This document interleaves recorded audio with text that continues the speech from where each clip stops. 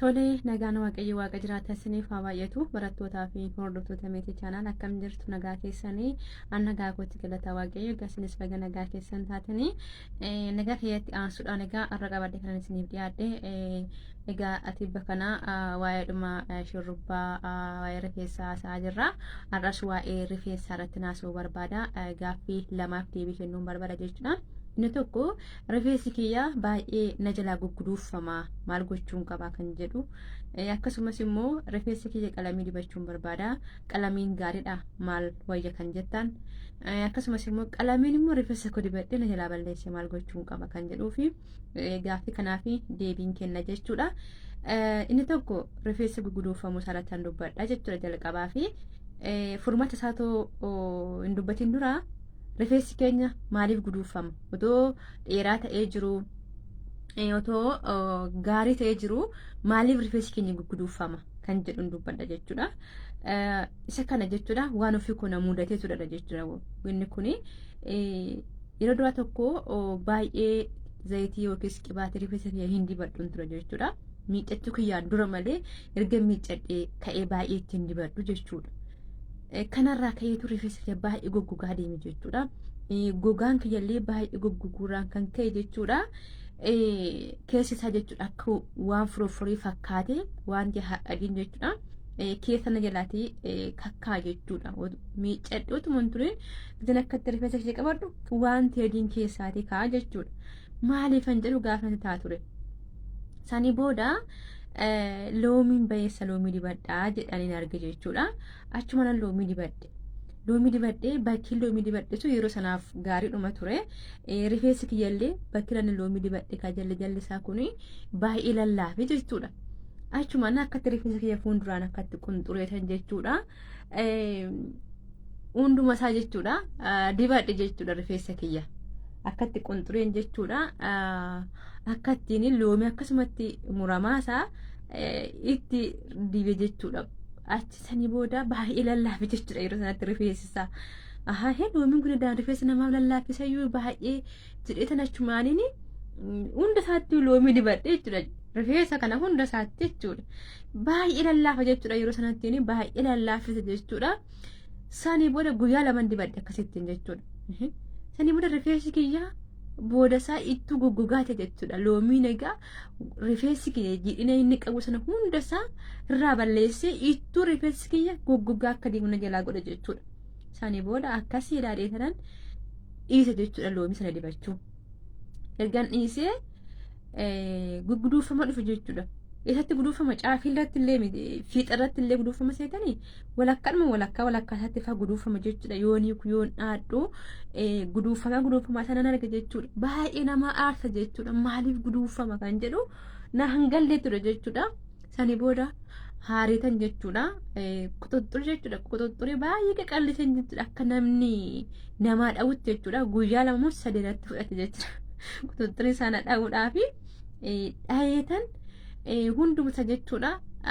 Eeggaan dhawus hamman argu guduufamaa hamman ija kootiin argu maqasiidhaan hedduma guduufamee jirutti dheeraas haa ta'u gabaabaas amma guduufamee jiru sana hunda isaa irraa kukkutaan ture jechuudha.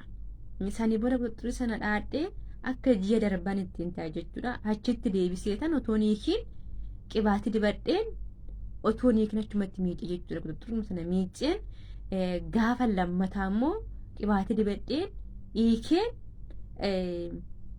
deebisee miicee ergasii amman dhaadhu amman hiikkadhu hundumaa keessatti guduufamaasaa gaafan argu keessaa nan kukkutan ture jechuudha. Waaqaaf haa galatu amma garuu keessaa badira jechuudha hin qabu gugguduufamaa jechuudha. Kanaafiyyuu rifeensi keenya kan gugguduufamu maaliif jechuudha? Dibata waan dhabeef waan goggogeef jechuudha. Bishaan nuti ittiin miiccannu bishaan ashabooti. Bishaan isaa ho'aadha. Rifeensi keenya immoo uumamaan jajjabaataadha. Waan lallaafa waan jiidhina qabu barbaada jechuudha. Kanaafiyyuu maal gochuu qabna ree? Rifeensa keenya qibaatii sirriitti dibachuu qabna. Dhaachuu qabna. Kana isiniin jedha kan warri sanaa gugguduufame immoo akkuma jedhe kanatti egaa amma isin danda'ame yeroo qabaattanitti amma isin danda'ame bakka sanatti kutuu qofa jechuudha wanti biraan jiru. maqasiidhaan jechuudha. Bakka guduufame sanattiin muruu qofa malee furmaanni biraa hin jiru. Hunda isaa muruuf miti osoo hin ta'in keessa kaamuma iji keessan argu jechuudha guduufamaa sana keessaatii mummuraa qibaati sirriitti dibadha. Inni hafe akkasiin jalaan guduufamneef inni guduufame immoo akka isinii dabalaa deemuuf isa muramirraati kutaa gara gadii isaatti otoo hin ta'in hedduma guduufame sanatti jechuudha kuttuu jechuudha maqasiidhaan irraati. Kun kan yeroo namatti fudhataan guyyaa tokkotti otoo hin ta'in ji'a baay'ee natti fudhata jechuudha. Ammumaan akka dhufamu mannaadhu ammumaan arguun kutaa deema jechuudha. Sani booda immoo qibaata sirriitti dibachaatiin dhufee hin dhiisee jechuudha. Kanaaf egaa warra rifeensi keessatti dalagu guduufamu kanuma isinii dhaama. Bishaan qorraas miti ho'aas miti. Amma waqtii isaa waqtii ho'aati. Bishaan baay'ee uumamaan ofuma isaatiif baay'ee ho'a. Kanaaf iyyuu maaliin godhaa? Baaldiitti bishaan naqee lafa kaa'een galgala nan miiccadha yoon ta'e ganama bishaan baaldiitti naqadhe lafa keewwadheen ganamatti miiccadha. Yoon galgala yooni dhiifama yoon immoo ganama miiccadhe galgala bishaan baaldiitti naqadheen ganama miiccadha jechuudha. Bishaan isaa walitti dabalee jechuudha qorraaf ho'aasaa giddu galeessuma kan ta'e jechuudha bakka akkasittiin miiccadha jechuudha. Akkasumallee bishaan isa dhugaatiidhaaf ta'uun miiccachuun gaariidha kan jedhu anallee osoo hin ta'in namni biraatti mara jechuudha. Gaaf tokkotti ittiin miiccadhee san ittiin deemne ergasanii maaliif guyyaa tokkotti jijjiiramni hin dhufu. Jeejaa waggaa tokko keessatti rifeensa keenyaaf jijjiiramni dhufa malee guyyaa tokkotti guyyaa lamatti jijjiiramni dhufu hin jiru jechuudha. Kanaafiyyuu obsa qabaadhaatii rifeensa keessan kunuunfadha akka kanatti isiniin jedha. Yoo danda'amate bishaan dhugaatiinis miiccadhaa waan danda'ama isiniif ta'e jechuudha. Kana jechuudha. Kan immoo rifeensi qalamii dibachuudhaaf maalii dibachuun barbaada maali jetta kan jedhuuf yan akka kootti rifeensa keessan qalamii dibadhaa hin jedhu jechuudha. Qalamiin keemikaala waan ta'eef gaafa rifeensa keenya dibannu rifeensa keenya nu jalaa miidha jechuudha. Kanaaf ani dibadhaa isiniin hin jedhu jechuudha. Ani jechuudha dibadhee argeera ofii kootee qalamii jechuudha. Amma miti baay'ee tureera qaata jechuudha. Qalamii kana dibadhes immoo namatu naa bite jechuudha. Birrii kootiin hin binne maali birrii miti qalamii dibachuun hin jedha ofii kootii jechuudha. Namatu naa bite jechuudha. Naa bitan immoo hunda isaan dibadha miti jechuudha. Gara caafisa kanan dibadhi gara gadii jechuudha. Fiixa isaa kanan dibadhi malee hunduma isaa miti kanan dibadhi jechuudha. Isayyuu baay'ee hin beeksifne jechuudha. Baay'ee sirriitti hin jijjiirre jechuudha. Haal lamaa sadii dibachuu gaafa haaluma tokko dibannee jijjiiramni hin jiru jechuudha. Irra deddeebinee gaafa dibannu rifeensi keenya inni gurraachi kun jijjiirama jechuudha. Kanaaf haal tokkoon dibadhee caafee fiixa isaa kana jechuudha. Hin jijjiiramne hin jechuudha. Amma dibame sun immoo maal ta'e ammumti sun jechuudha. Rifeensa sagala walii jirurraa gargar ta'e jechuudha. Maal ta'e in lallaafa baay'ee humna dhabeetudha. Lallaafa baay'ee ta'a jechuudha. Kun immoo rifeensi keenya humna dhabuusaa ibsaa jechuudha.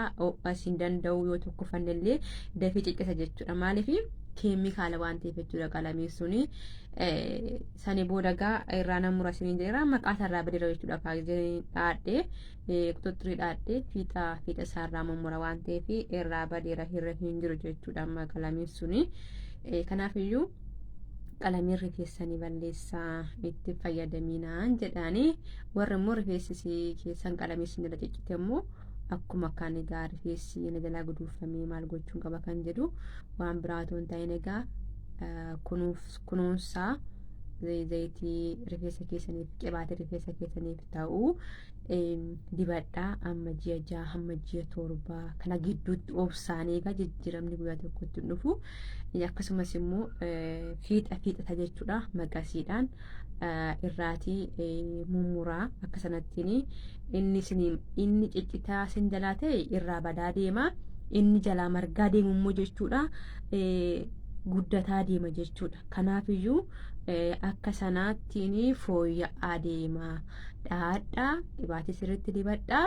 Fiixa isaa immoo ji'a 3 ji'a 6 garaagarummaa kanaan irraatii mummuraa akka sanatti jijjiirama argachuu dandeessu. Bakka ho'aa keessa hojjettoota immoo wanta shaashii haphii ta'e fayyadama warra shaashii hidhattan jechuudha. Kanaaf haala sanaan yoo isiniif fayyadamtan gaarii isiniif taa'ee yaada. Egaa kanaaf har'a kana fakkaata deebii keessanii fi ani rifeensa keenya kan amma kanaan akka jiruu fi dhaamaasaa hiikaan jira jechuudha. Hiikaan jira gaan beeksisa kunoonni bakka meeqatti bakka 5 yaa bakka 5 asiin 2 asii yaa bakka 5tti dhaamaasaa hiike jechuudha. Kun bakka saasaayuun beeksisa jechuudha. Hiikaan jira jechuudha. Amma achuma nan qoy maaliif deebisaanii hin deebisuu fi jedhetanan isinii fi qabadhee dhufe jechuudha. Amma kanaaf egaa dhaadhaa'ii amma dhaama kana hiikinanii namni xadhachuudha qibaatii sirriitti zayituunii qibaatiin qabu wajjin suma kanaan dura isinitti agarsiise wajjiniin itti dibadheetan sirrittiin dibeen miiccadha jechuudha. Kana gaggaa xuxurii dhaattan immoo akkasittiin egaa hunduma isaa danda'ame akkasittiin irraa maqaasaa warra sindala guduufamee fi warra rifeensi keessan qalamiin sindala balleessee haala sanaanii jijjiirama argachuu dandeessu isin jechuun barbaada. Egaa gaaffii keessaniif deebiin kee kana fakkaataa waan dhaggeeffataniif waan irraa barattaniif baay'ee galatooma. Yeroo gaarii turtii gaarii qabaadha. Laayik gochuu immoo hin dagatiina. Nagaan tura turtii gaarii.